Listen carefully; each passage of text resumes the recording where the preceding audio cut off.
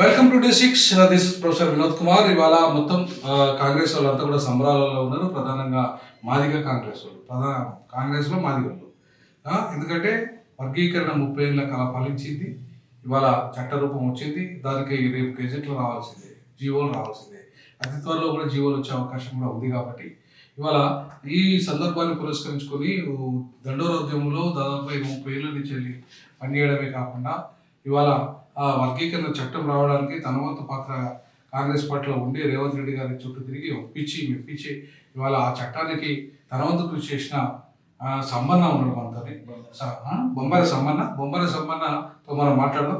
సంబన్న, Jai Bhim సంబన్న, congratulations. Congress party ఇవాళ వర్గీకరణ చట్టం తెచ్చింది. దాన్ని మీరు ఏ రకంగా చూస్తున్నారు? అసలు ఇప్పటివరకు మాదిగలకు ఏమైనా న్యాయం జరిగిందా? ఇప్పుడు మందకృష్ణారాము 11% కావాలంటున్నాడు. 100% మాదిగలకు న్యాయం జరిగింది. మరి గత 30 సంవత్సరాల కాలంలో జరిగినటువంటి దండోద్యమంలో మేము ఎన్నో కేసులు పెట్టుకొని మరి మేము చేసినటువంటి ఫలితంగా మరి గత ప్రభుత్వాలు మాకు ఏం చేసే పరిస్థితి లేకుండా పోయింది. గతంలో వర్గీకరణ 2000 సంవత్సరంలో మాకు జరిగినా కూడా అది 7% మాకు దక్కిన పరిస్థితి అందరికీ తెలుసు సమాజంలో. కానీ ఆ 7 అప్పుడున్నటువంటి జనాభా ప్రకారము ఉమ్మడి రాష్ట్రంలో మాదిగలకు 7% రావడం మేము సమస్య అనిపించింది. అప్పుడు ఆంధ్ర వాళ్ళది కలిసి ఉన్నది కాబట్టి 7% అని చెప్పేసి మేము అనుకున్నాం. అప్పుడున్న జనాభా ప్రకారము మరి ఉమ్మడి రాష్ట్రంలో ఉన్నటువంటి మాదిగలకు 7% అప్పుడున్నటువంటి కమిషన్ ప్రకారం మాకు ఏర్పడడం జరిగింది. గత 4 సంవత్సరాలు మాదిగలకు, మాదిగ కులాలకు చాలా మందికి ఉద్యోగాలు రావడం జరిగింది కూడా. అయితే కొన్ని కారణాల వల్ల మరి సుప్రీంకోర్టు కొట్టేసిన తర్వాత మరి ఇప్పుడు ధర్మాసనము మరి మాదిగలకు న్యాయం చేయాలి, మాదిగల కులాలకు చేయాలనే ఉద్దేశంతో సుప్రీంకోర్టు ఇచ్చిన తీర్పు ప్రకారం ఈ దేశంలో ఉన్నటువంటి అన్ని రాష్ట్రాల్లో చేసుకోవచ్చు అని చెప్పడం జరిగింది. కాంగ్రెస్ పార్టీ మేనిఫెస్టోలో పెట్టిన ప్రకారంగా దేశంలోనే మొట్టమొదటిసారిగా వర్గీకరణని తీసుకురావడము రేవంత్ గారి యొక్క ఒక గొప్పతనంగా మేము తెలియజేస్తూ మాదిగలకు అందరూ కూడా రేవంత్ గారి అంటూ ఉంటాం ఈనాడు. ఎందుకంటే గతంలో 7% ఉండే, ఇప్పుడు జనాభా ప్రకారము తెలంగాణలో 9% అంటే మేము చాలా సంతోషిస్తున్నాం. ఇప్పటి వరకు కొన్ని సంవత్సరాలుగా మేము నష్టపోయిన వాళ్ళము మరి ఈ చరిత్ర సృష్టించాలి. ఎందుకంటే కాంగ్రెస్ పార్టీ మాకు ఒక మంచి అవకాశం రేవంత్ రెడ్డి గారు కల్పించారు. కాబట్టి ఈ తెలంగాణలో ఉన్నటువంటి మాదిగలందరూ కూడా కాంగ్రెస్ పార్టీ ఎంట ఉంటూ అదేవిధంగా రేవంత్ రెడ్డి గారికి మా వందనాలు తెలియజేస్తున్నాం. ఎందుకంటే ఈరోజు మాకు 9% వచ్చిందని మేము చాలా సంతోషపడుతున్నాం.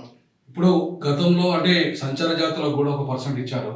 దాంట్లోకి వెళ్ళి ఇప్పుడు గతంలో మీరు తెలుసుకుంటే 18 కులాలు అంటే ఇప్పుడు 15 కులాలు అయినాయి. 3 కులాలు సంచార జాతులకు కూడా వెళ్ళిపోయినాయి. సో దానివల్ల ఇవాళ 9% అంటే 7% ఉన్నదాన్ని 7 ఉన్నప్పుడు 18 కులాలు ఉంటే ఇప్పుడు 15 కులాలే ఉంది. సో కాబట్టి లాభం జరిగింది కాబట్టి నష్టం ఏం జరగలేదు కదా. 100% లాభమే జరిగింది.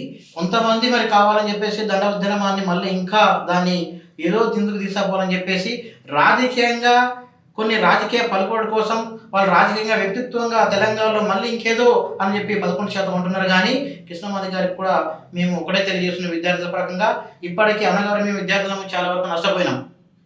30 ఏళ్ళు.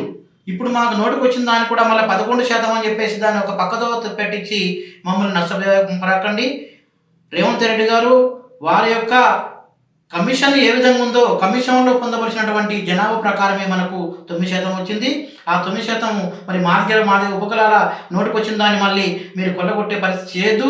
100% అందరు మేధావులు ఒప్పుకొనే 9% ఇవ్వడం జరిగింది. కాబట్టి కాంగ్రెస్ పార్టీ 9% ఇచ్చిందంటే కాంగ్రెస్ పార్టీకి మేము అండగా ఉంటూ విద్యార్థులు కాదు తెలంగాణలో ఉన్న మాదిగలందరూ కూడా కాంగ్రెస్ వెంటనే ఉంటామని చెప్పేసి తెలియజేస్తున్నాను.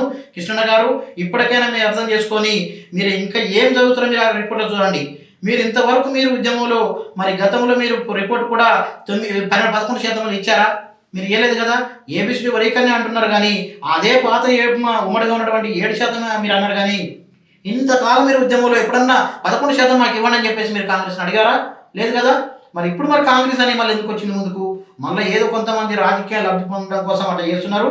మేము దాన్ని పూర్తిగా మేము ఖండిస్తున్నాం. ఇదండి ఇవాళ అంటే రేవంత్ రెడ్డి గారి 9 ఇచ్చిన దాంట్లో 7 కంటే మాకు 9 పెట్టారు. అందులో తెలంగాణలో ఇవాళ న్యాయబద్ధంగా 2011 జనాభా లెక్కలు, ప్రభుత్వం ఇచ్చిన లెక్కలే, కేంద్ర ప్రభుత్వం ఇచ్చిన లెక్కలు చేసాం కాబట్టి మేము ఇది న్యాయబద్ధమే, మేము సపోర్ట్ చేస్తాం రేవంత్ రెడ్డి గారికి అంటున్నాడు. ఇది Jai Bhim. Thank you very much.